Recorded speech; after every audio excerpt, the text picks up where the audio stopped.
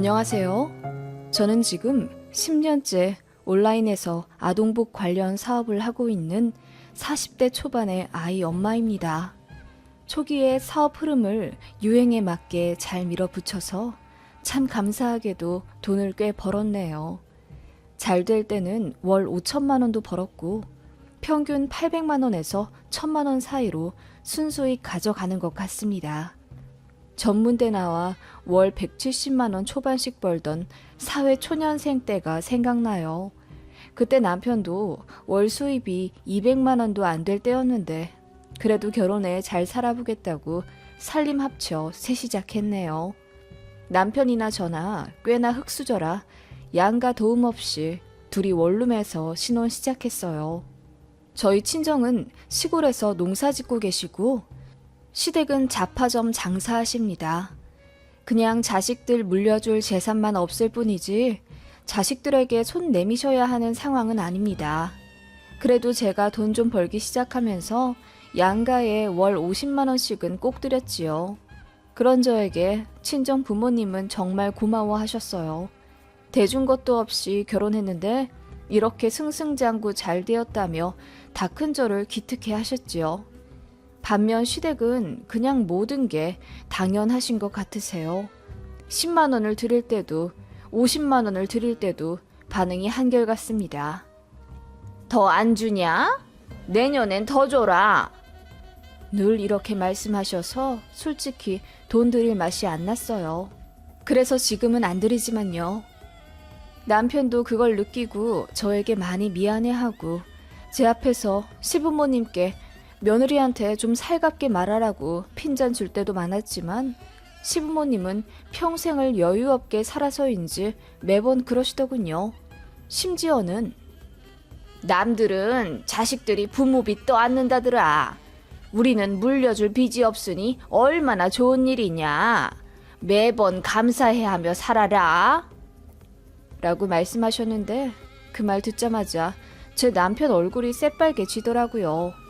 제가 생각해도 시부모님은 교양도 없고 인성도 별로이십니다. 그런 부모 밑에서 제 남편같이 건실한 사람이 아들로 자라났다는 게 참 신기할 정도지요. 더 신기할 수밖에 없는 게 남편에게는 남동생이 있어요. 시동생도 시부모님이랑 똑같습니다. 뭘 해줘도 당연하게 생각하고 조금이라도 더 콩고물 얻어먹고 싶어서 눈이 시뻘건 사람이에요. 그래서 그런지 연애도 제대로 못하다 겨우 선봐서 결혼할 뻔했는데 그마저도 파혼당하고 현재 나이 저랑 동갑인 40대 초반인데 여태 장가 못 갔습니다. 이렇다 할 직업도 없고 1년에 두어 번 회사 바꾸면서 근근히 용돈이나 벌며 사는 것 같아요. 다행히 집은 시부모님이 해주셔서 전세 3,400만 원짜리 원룸에서 살고 있습니다. 그리고 회사를 계속 관두니 그 업계에서도 블랙에 걸린 것 같고 이제는 전공과 무관한 일자리 하며 살더라고요. 당연히 안정적이지 않고요. 그런 둘째 아들은 시부모님께서는 애가다라 하십니다. 눈물 지으며 안타까워 하시고요. 그리고 결국 그 화살이 저에게 꽂혀버렸답니다. 지금은 거의 연을 끈다시피 하며 살기 때문에 덜 신경 쓰지만 한때는 시부모님 때문에 미칠 뻔했어요. 제가 일을 관두고 사업을 하기 시작하자 시부모님께서 반대가 엄청나셨습니다. 그거 사업 자금 필요한 것 아니냐. 우리 아들이 번 돈 다 날려먹을 셈이냐. 얌전히 지금처럼 일 다니면서 애나 열심히 키워라. 라며 제 상식에는 참 모진 소리들을 하셨던 시부모님이에요. 당시 제가 애 낳고 다니던 직장이 오전 10시 출근에 5시 퇴근이라 애 키우며 일하기 딱 좋았어요. 그리고 아이 아프면 제가 휴가 내기도 쉬웠고요. 월급은 200만 원 극초반이고 아이 감기 걸려서 휴가 많이 낸 달에는 170만 원 정도 가져왔었네요. 그 정도 되니 저는 맞벌이라기보다는 아이 학원비와 마트 장 보는 비용 정도의 푼돈 벌어오며 가게 살림에 보태는 전업주부 느낌이었죠. 시부모님도 제가 그렇게 사는 것에 너무나 큰 만족을 하셨어요. 늦게 출근하고 빨리 퇴근하니 상대적으로 바쁜 남편보다 집안일도 더 하고 아이도 안정적으로 케어하면서 돈도 버니 얼마나 며느리감으로 좋으셨겠어요. 게다가 제가 운전도 할 줄 아니 시부모님 어디 가실 때마다 저를 콜택시 부르듯 불러 제껴 저를 택시기사로 쓰셨지요. 시댁이 차로 1시간 정도 거리인데 시부모님은 그게 바로 옆집인 줄 아세요. 그래서 툭 하면 부르셨습니다. 왕래도 잦아 저희 부부 일도 세세히 다 아시고 또 알고 싶어 하셨어요. 시부모님 두 분 사이가 별로 안 좋으셔서 어머님은 아들내외가 어떻게 사는지가 인생에서 가장 큰 관심사셨습니다. 그러면서 며느리인 저한테 복양도 받길 원하셨고요. 솔직히 말해 이런 시댁인 줄 알았으면 정말 결혼 안 했습니다. 결혼해 살면서 시댁이라는 사람들이 제 삶에 너무 큰 영향을 미치더라고요. 저는 제가 그렇게 못난 엄마, 못난 아내라고 생각하지 않습니다. 어쨌든 근무 시간이 남편보다 적으니 뒷바라지도 성실히 했어요. 남편이 일찍 나가고 늦게 퇴근하기 때문에 제가 밥, 빨래, 청소, 아이들 돌보고 교육시키는 것까지 도맡아 했고 저 덕분에 남편은 일에 집중하기가 쉬웠지요. 어머님도 그래서 안심이 되셨을 거예요. 맞벌이 부부라면 응당 남편들도 고생을 하는데 어머님 보시기에 며느리는 돈도 벌면서 시부모도 챙기고 손주들도 거의 며느리 혼자 다 보며 당신 아들 옷 빨래해서 단정히 입히고 아침마다 밥 해먹여 보내니 얼마나 좋으시겠어요. 하지만 저는 싫었습니다. 그렇게 두 아이나 키우며 결혼 생활 7년째 했을 때 제 마음에 큰 불씨가 생겼어요. 제 이름으로 사업 한번 해보고 싶다는 열망에 사로잡혔고 남편에게 일을 관두고 싶다고 했지요. 남편은 흔쾌히 허락했어요. 사업 자금도 500만 원 남짓이라 큰 부담이 없었고 남편 직장에 남는 사무실이 하나 있어서 거길 창고로 쓰게 해주겠다며 저를 밀어주었지요. 게다가 작은 애는 아직 유치원생이지만 큰애는 초등학교도 들어갔고 혼자 학원도 다닐 수 있었기에 엄마 손이 덜 필요하게 되더라고요. 마음 먹었을 때 도전해보자 싶어서 큰 마음 먹고 퇴사하고 바로 사업 시작했습니다. 시댁에는 굳이 알리지 않았어요. 가뜩이나 잔 걱정 많은 시부모님, 특히 시어머니가 잔소리가 심해서 제가 퇴사했다고 하면 돈은 어떻게 충당할 생각이냐, 애들한테도 돈이 많이 들어가는데 어떻게 하려고 그러냐, 우리도 점점 늙어가서 용돈 더 받아야 하는데 그거 다 감당할 수 있겠냐 등등 반협박을 하실 게 분명했어요. 그래서 거의 몰래 시작했는데 어머님이 병원 간다고 저더러 데려다 달라 요청하신 날 사업하는 걸 들켰네요. 노트북으로 할 일이 많아 카페에서 일 처리하고 있는데 시어머니 전화가 왔어요. 애미야, 나 무릎이 시큰거려서 병원에 좀 가려고 한다. 늘 가던 데 말고 다른 지역에 용하다는 의사한테 가고 싶구나. 우리 옆집 할망구가 알려준 곳이 있어. 토요일 아침 10시에 나 좀 데리러 오너라. 아, 어머님 어쩌죠? 제가 토요일에 일이 있어서 병원에 못 모셔다 드릴 것 같은데요. 도련님한테 말씀해보세요. 뭐? 네가 주말에 무슨 일이 있다고? 그리고 지금 이 소리는 뭐냐? 너 밖에 나와 있니? 지금 일할 시간 아니냐? 아, 그게요. 제가 조금 머뭇거리다 어머님께 모든 사실을 알렸습니다. 그랬더니 어머님이 쩌렁쩌렁하게 소리를 지르며 저더러 어리석은 짓을 했다고 화를 내시더라고요. 그리고는 당장 전 직장에 전화해서 싹싹 빌고 받아달라 해라. 사업하던 거 당장 관둬라. 설득하시더군요. 제가 이미 늦었고 저도 나름대로 생각이 있어 추진한 일이라고 하니 어머님이 한숨을 푹 내쉬며 얼마나 잘 되나 보자. 너 우리 아들 돈 1원이라도 손해보게 했다간 내가 가만두나 보자. 라고 하시더군요. 그 말에 정말 힘이 쭉 빠질 정도로 상처를 받았네요. 시부모님이 아무리 무뚝뚝하시고 감정 표현이 서툴다 해도 그래도 제가 그간 해드린 것에 고마워는 하실 줄 알았어요. 그리고 늘 저를 딸이라 하셨기 때문에 귀찮아도 봉양해드렸던 건데 결국 며느리는 며느리더군요. 그날 저는 남편이랑 무지하게 싸웠더랬죠. 싸웠다기보다는 일종의 선전포고를 한 셈이에요. 다신 시댁의 전처럼 사근사근하게 굴지 않겠다고요. 남편도 알겠다 하며 이해하더군요. 미안하다는 사과까지 받았고요. 어머님은 본인이 뱉은 말이 있어서 그런지 저에게 한동안 연락 안 하시더라고요.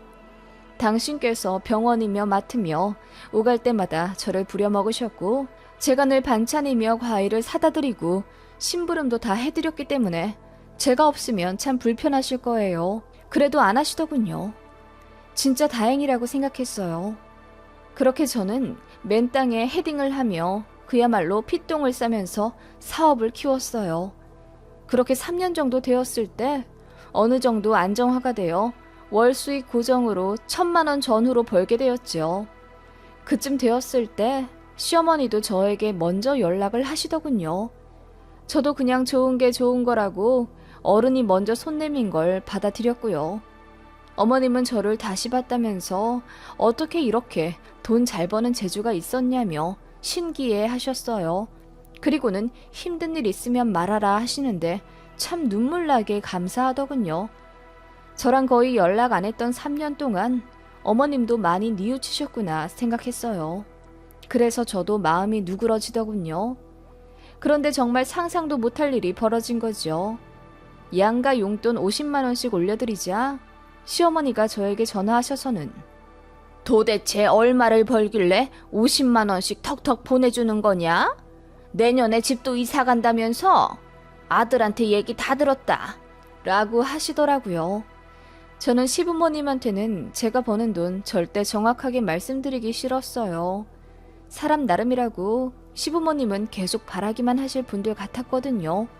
그래서 그냥 회사원들보다 조금 더 버는 정도라고 두리뭉술하게 말했더니 나는 너를 딸같이 생각했는데 너는 아직도 내가 남이냐? 너희 부모님한테도 그렇게 얼마 번다고 얘기 안 했니? 어쩜 그렇게 선을 딱딱 긋고 그러니? 내가 너무 서운해서 아주 눈물이 날 지경이다. 라며 화를 내시더군요. 그러더니 자식들 주머니 사정을 알아야 본인이 도와주든 말든 해야 한다며 횡설수설 하시더니 제가 얼마 버는지 꼭 알아야겠답니다. 그즈음 여름 성수기 철이라 매출이 많이 늘어서 5천만 원도 벌 때였어요. 절대 사실 그대로 이야기하기 싫었지요. 그래서 대충 많이 벌면 1,000만 원 정도고 더 궁금해하지 마셔라. 사업이라는 게 원래 잘 될 때가 있으면 못 될 때도 있다. 다음 달엔 얼마 벌지 아무도 모르는 거라고 어머님을 달래드렸습니다. 그런데 어머님은 제가 1,000만 원 이야기한 것에 엄청 놀라신 듯 하더군요. 잘 버니 좋다며 이왕이면 여유 없는 시댁에 돈 조금 더 써달라는 부탁과 함께 끊으셨습니다. 그 얘기 들으니 사실대로 이야기 안 하길 잘했다 싶더군요. 그런데 문제는 예상외의 곳에서 터졌습니다. 어머님이 제 남편에게 애들 엄마가 5월에 세금을 얼마나 냈냐고 물어보셨다더군요.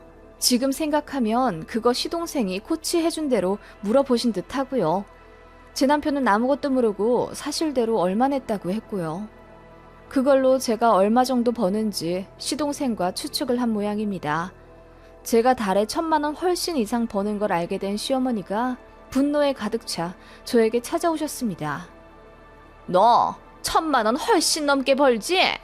우리 작은 아들이 그러는데 한 달에 3천만 원은 넘게 벌 것 같다고 하던데? 그리고는 제가 사실대로 이야기하지 않아 너무 서운하다며 우시더군요. 저는 저대로 열이 받아 어머님, 제 남편에게 세금 떠보듯이 물어봐서 기어코 알아내신 어머님께도 저는 서운한데요? 사실대로 이야기하지 않은 건 저도 나름대로의 이유가 있는 거예요.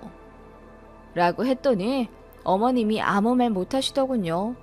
그렇게 포기하시는 줄 알았는데 도련님이 진짜 끈질기더군요. 제 사업체를 뒤에서 조사를 했나 보더군요.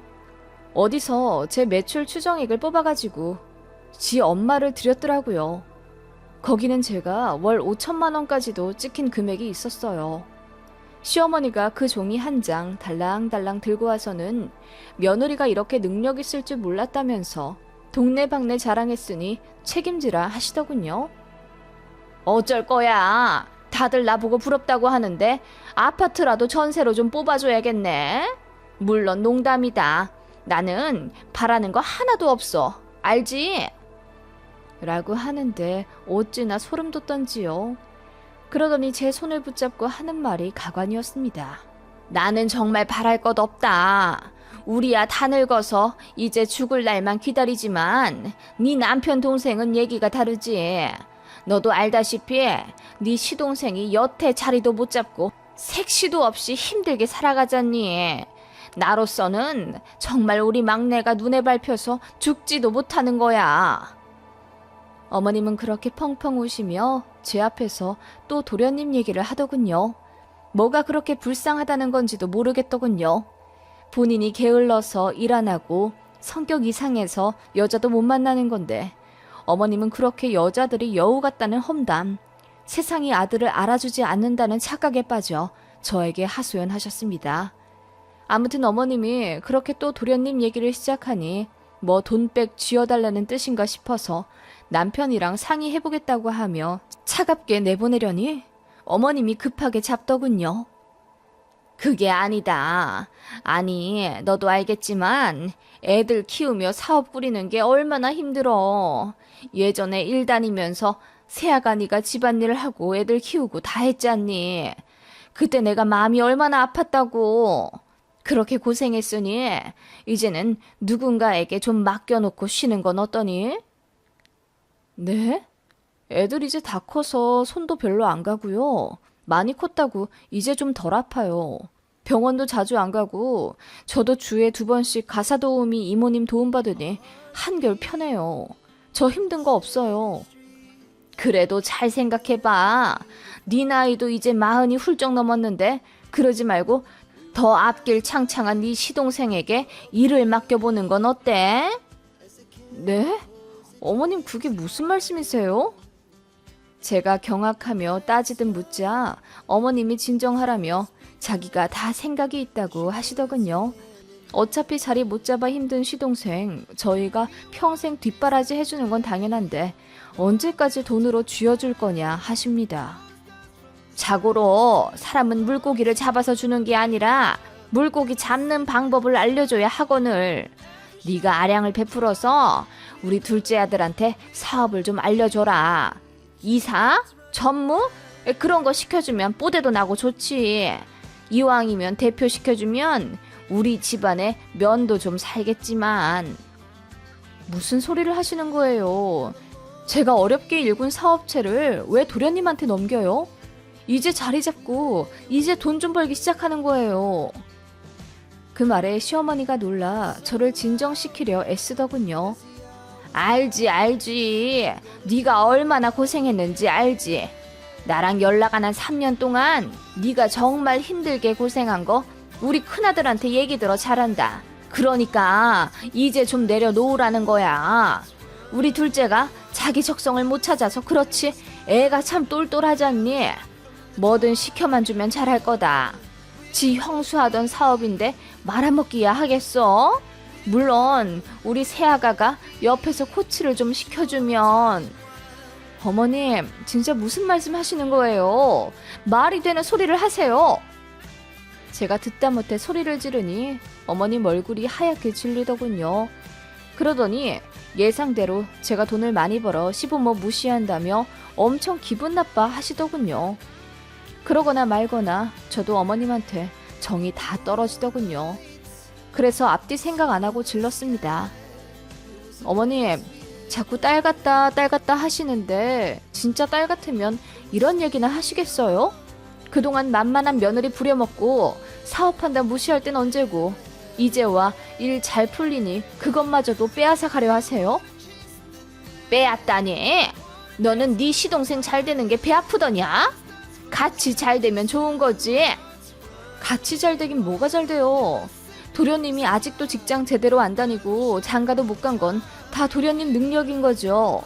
여태 자리 못 잡은 사람이 대표직 달면 새 사람 돼요? 제가 뭐하러 무능력한 사람한테 제일 맡기겠어요? 다 같이 잘 되는 게 아니라 다 같이 골로 가는 거죠.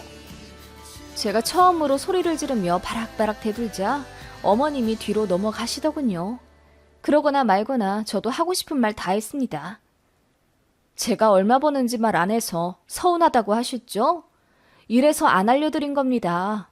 이래서 밑도 끝도 없이 바라기만 하고 누울 자리 있으면 발부터 뻗고보는 시댁이라서요.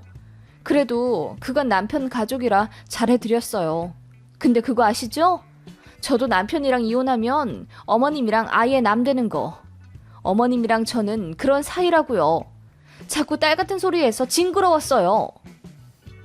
그렇게 다 내질러버리니 속이 시원하더군요. 어머님은 입술까지 덜덜 떨며 저에게 질리신 듯 하고요. 그러더니 아들한테 다 잃어버리겠다고 오열하시며 가시길래 그러세요. 첫째 아들도 이혼남 만들어서 아들 둘 다 끼고 사심 딱이겠네요. 라고 했더니 움찔하시며 나가시더군요. 그렇게 어머님이랑 끝냈습니다. 그날 이후로는 어머님도 저에게 연락 안 하시고 저도 연락 안 해요. 남편에게 어머님한테 연락 안 왔냐고 하니 아무것도 모르는 얼굴로 무슨 일이 있냐 하네요. 사업체를 시동생 물려달라 하시길래 쓴소리 한번 했다고 했더니 남편이 얼굴 붉히며 미안하다고만 합니다. 돈도 안 보냈어요. 남편이 알아서 보내든지 말든지 할 겁니다. 전처럼 10만 원으로 줄여 보내는 것 같더라고요. 더 이야기하지 않았어요. 그냥 이대로 잠잠히 흘러가는 지금이 좋을 뿐입니다. 그날 이후로 시댁 관련 일이나 경조사 같은 건 오로지 남편이 다 알아서 하고요. 저는 명절에도 찾아가 뵙지 않습니다. 그냥 이렇게 사는 게 마음 편하고 좋다고 하니 남편도 그러라 하네요. 제가 너무 한 건가요? 얘기 아는 사람들은 다 사이다 같아 속 시원하다고 하긴 하네요.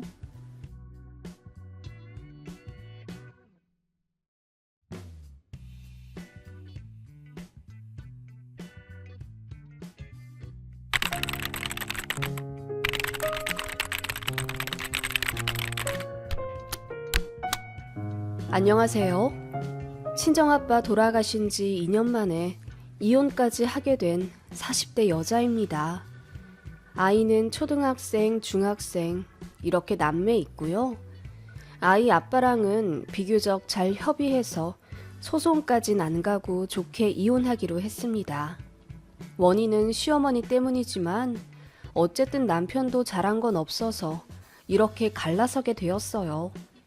돈에 눈이 멀어 결국은 아들네까지 이혼시킨 노인네 이야기 한번 들어보시겠어요? 저는 남편과 대학생 때 만나 연애 2년 하고 거의 졸업하자마자 결혼했습니다. 속도 위반은 아니었고요. 엄마가 일찍 돌아가시고 아빠도 저 고등학생 때 언니하고 저만 둘을 한국에 남겨두고 베트남으로 일하러 떠나셨기 때문에 참 외로웠어요. 언니는 늘 일하느라 바빴기에 저의 헛한 마음을 채워주는 건 남자친구뿐이었습니다. 제가 고작 25살에 결혼한다고 하니 언니가 결사 반대를 했어요. 그때는 왜 그렇게 반항심이 생기던지요.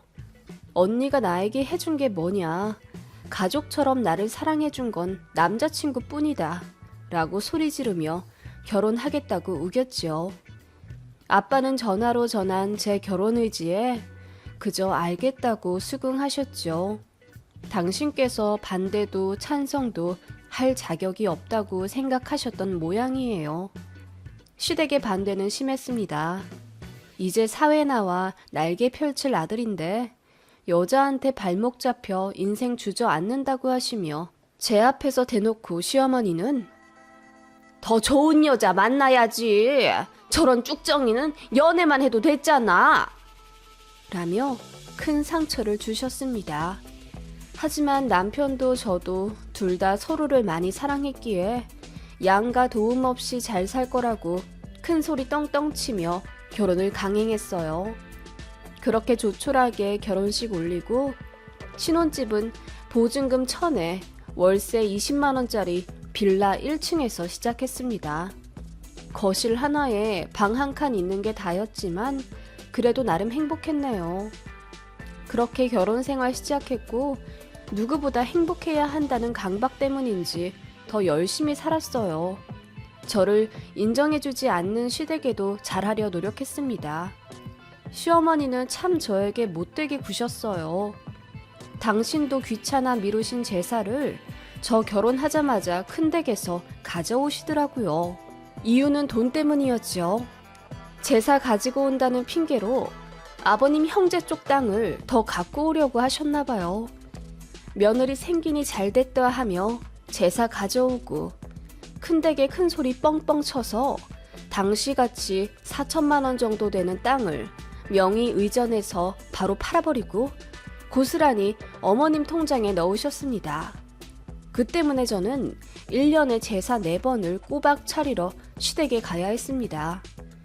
어머님은 저 올 때까지 손 하나 까딱하지 않으셨기 때문에 제가 미리 전이며 국이며 다 만들어 놓은 후 퇴근하면 그 음식들 다 가지고 시댁에 갔습니다. 당시에는 그래야만 하는 줄 알았어요. 20년 전만 해도 며느리 돌이라는 것에 빡빡한 시대였거든요. 게다가 저는 시댁 반대를 무릅쓰고 한 결혼이었고 많이 어리기도 했기에 어머님 말씀에 순종하며 지냈네요. 제사뿐만 아니라 김장, 시부모님 병원 모셔가기, 온갖 잠심부름 정말 열심히 하며 살았네요. 남편은 뭐 했냐고요? 네, 딱히 제 편이 되어주지 않았네요. 남편도 당시 20대였기에 참 어렸어요. 며느리가 시댁과 남편에게 순종해야 하는 걸로 알고 있는 보수적인 남자였고요. 그래도 제가 몸 아프면 나름 집안일도 하고 시댁에 못 간다 얘기도 해주었지요. 그런 점들이 있었기 때문에 저도 버티고 살았던 것 같아요. 행복할 줄 알았던 결혼 생활은 저를 어른으로 만들어준 쓰디쓴 입장권 같은 거였네요. 그렇게 애도 둘 낳고 직장 생활도 열심히 하고 살림과 며느리 도리도 잘 해내며 악착같이 살아온 저입니다.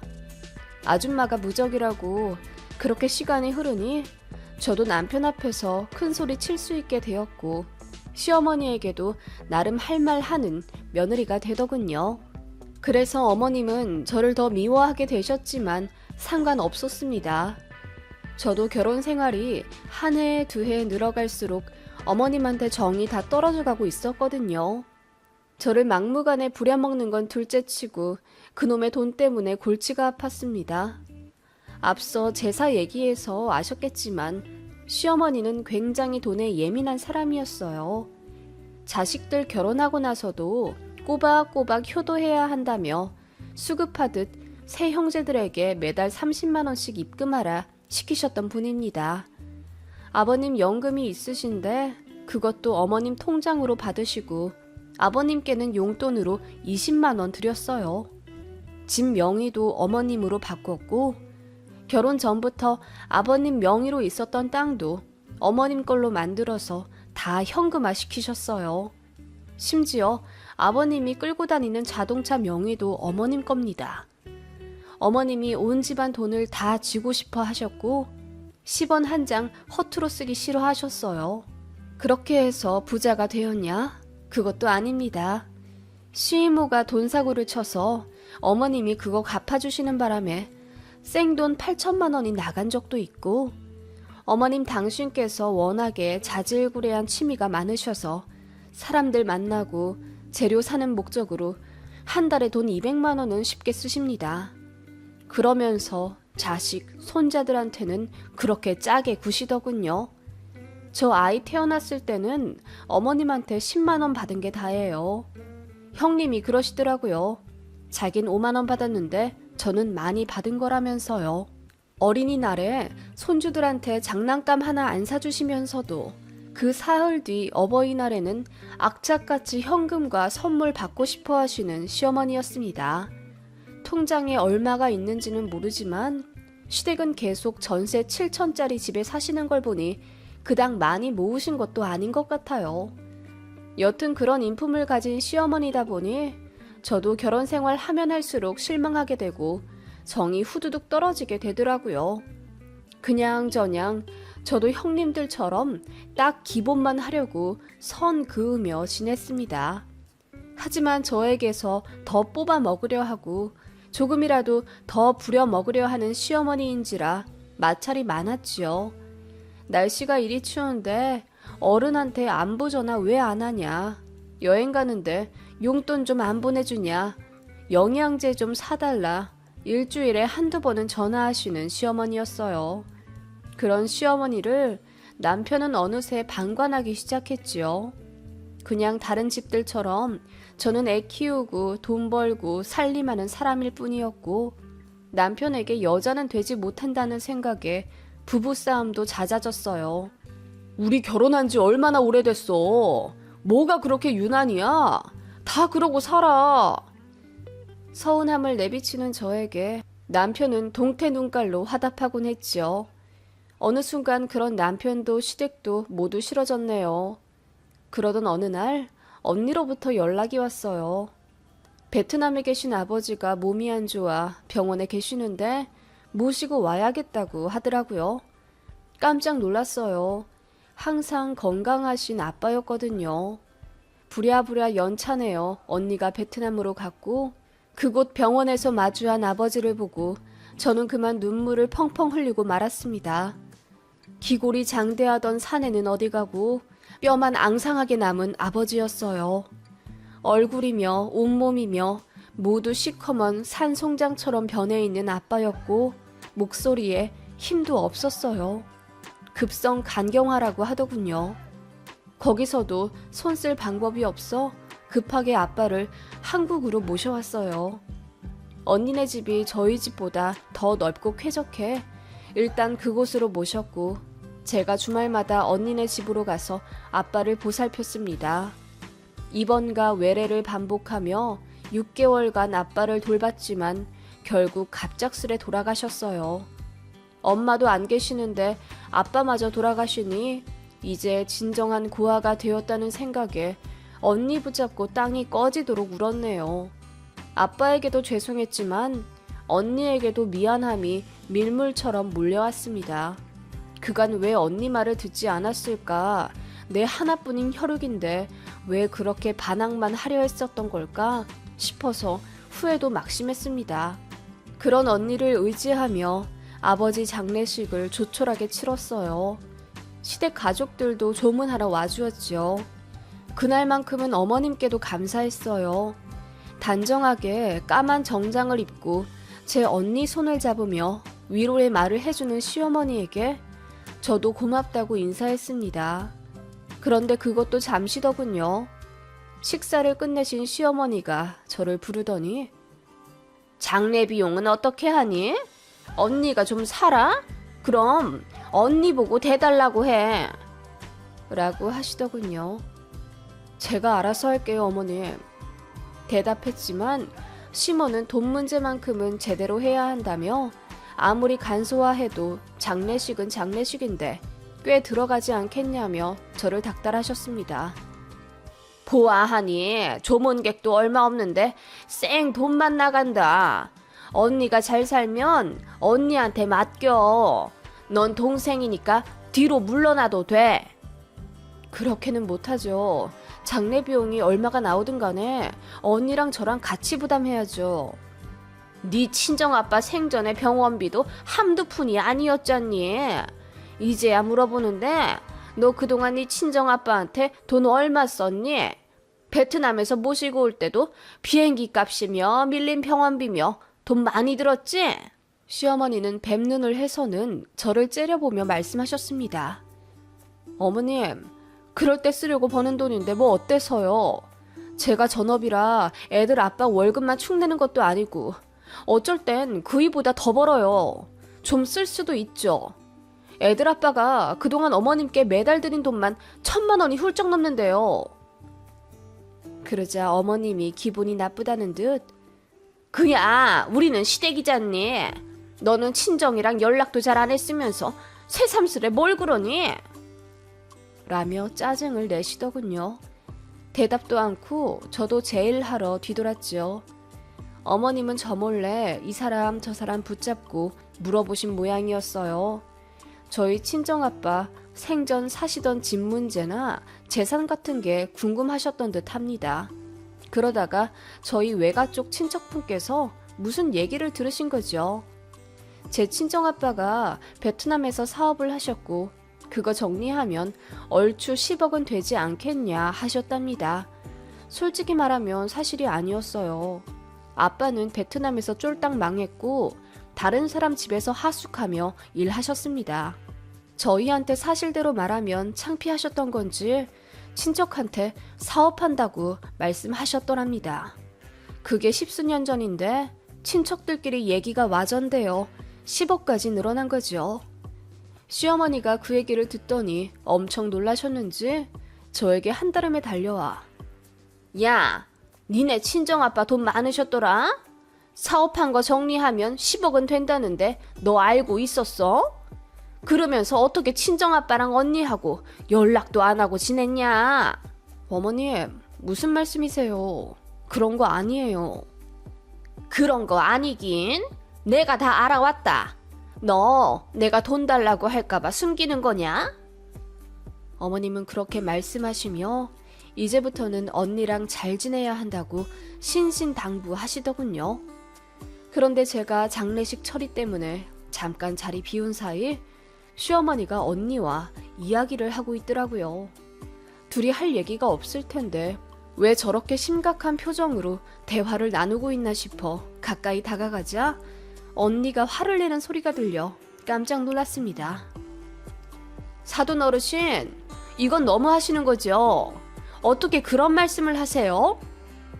언니, 무슨 일이야? 왜 그러는데? 아니, 내 말은 그게 아니라 우리 며느리가 사정이 안 좋아서 그래요. 그래서 그런 부탁을 한 거니까 너무 꼬아듣지 말고. 예, 너희 시어머니가 나더러 유산을 포기하라 하신다. 뭐라고? 저는 깜짝 놀라 입을 틀어막았어요. 어머님, 그게 무슨 말씀이세요? 우리 언니한테 아빠 재산을 포기하라고 했다고요? 어머님이 왜요? 무슨 권리로요? 아니, 듣기로는 너희 언니 집이 34평에다가 형부 직업도 좋으시다면서 너는 아둥바둥 살고 있고 이렇게 재봐도 저렇게 재봐도 네가 더 딱한 현실인데 언니가 좀 봐줘야지. 이제 고아 아니냐? 서로 의좋게 지내려면 한쪽이 양보할 줄도 알아야 하는 거야. 어머님, 진짜 보자 하니까 제정신이세요? 제가 참다 못해 소리를 빽 지르자 남편까지 멀리서 듣고 놀라 한 걸음에 달려오더군요. 무슨 일이야, 여보? 왜 그래? 당신 어머님 미치신 것 같아. 제정신 아니셔. 뭐라고? 당신 무슨 말을 그렇게 해? 장인어른 돌아가셔서 문상 오신 엄마한테. 당신 입으로 한번 여쭤봐. 당신 엄마가 우리 언니한테 뭐라고 했는지. 그제야 남편이 엄마한테 무슨 일이냐며 자초지종 물었고 어머님은 갑자기 눈물을 쏟으시며 불쌍한 척 연기하시더라고요. 아니, 나는 그냥 둘이 재산 문제 때문에 싸울까봐 좋게 조율하라고 한마디 한 것뿐인데 쟤가 저렇게 오바해서 화를 낸다. 그래, 아버지마저 돌아가시고 고아됐으니 예민하게 들을만 하지. 내가 잘못한 거다. 너도 개의치 마라. 그 말에 남편이 불같이 화를 내며 어른이 한마디 할 수도 있지 않냐며 지엄마 편을 들더라고요. 그 순간 저희 언니가 손을 올려 제 남편의 뺨을 쳤습니다. 제부, 내 동생 데려가서 이런 식으로 대하고 살았어? 아니, 이게 무슨... 니네 엄마가 나보고 아빠 재산 포기하라더라. 그게 사돈으로서 장례식장에서 하실 말씀이니? 어? 그 말에 남편이 얼얼한 뺨을 붙잡고 멀뚱거리며 어머님을 바라보았고 어머님이 빨개진 얼굴로 당황하셨습니다. 당신 맞을 짓 했어.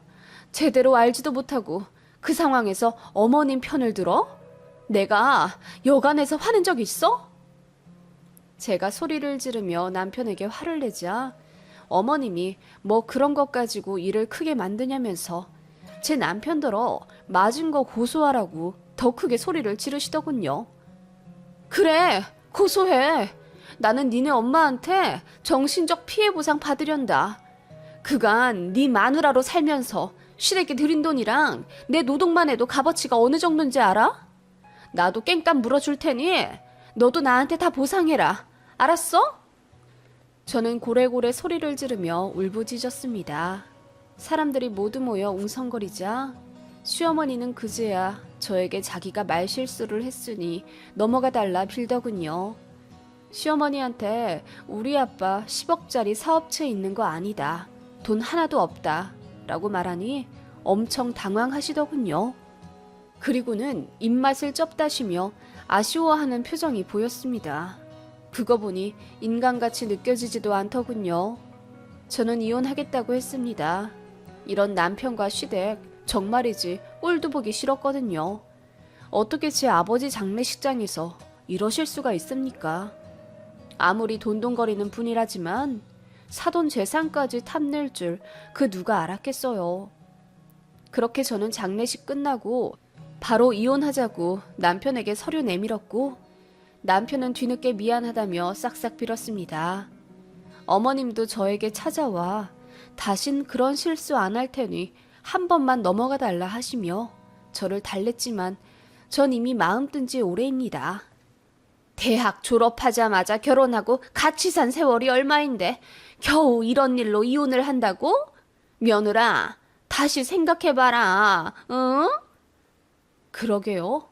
그 세월이 얼마인데 저에게 그렇게 경솔하셨어요. 그러자 어머님은 아무 말 못하셨습니다.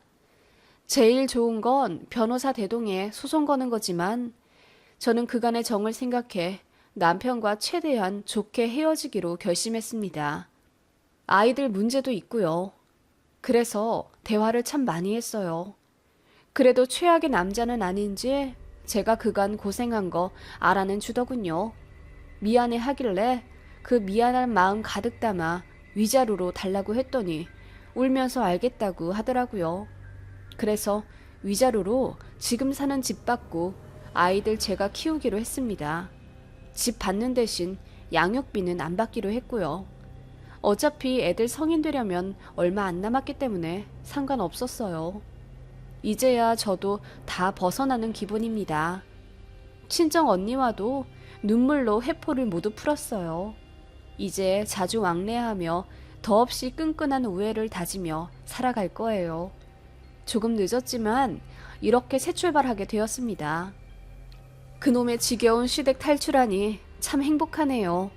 저 응원해 주시면 감사하겠습니다.